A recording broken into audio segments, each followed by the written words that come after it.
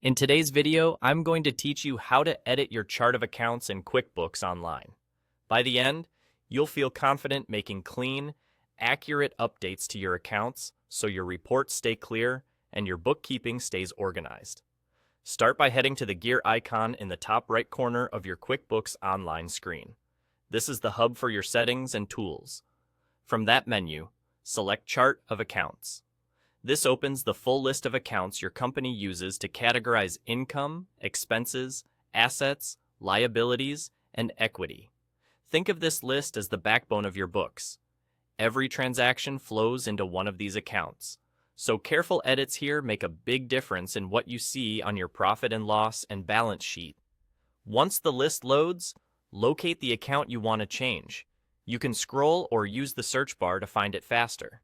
On the right side of that account's row, click the small caret icon, the little arrow that opens a drop-down, and choose Edit It. This takes you into the account's details. Here's where you make your updates. Common changes include the account name, the account type and detail type, the description, and if you use them, the account number. If you're refining names, aim for clarity and consistency so you can quickly recognize each account later.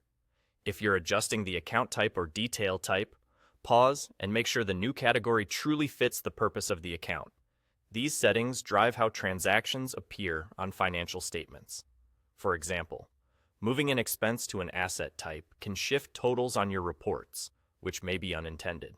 Descriptions are great for internal clarity. Add a brief note that explains what belongs in that account. If account numbers are enabled, confirm the numbering sequence aligns with your chart structure. After reviewing your changes, click Save. QuickBooks applies the updates, and you'll return to the Chart of Accounts list with the new details in place.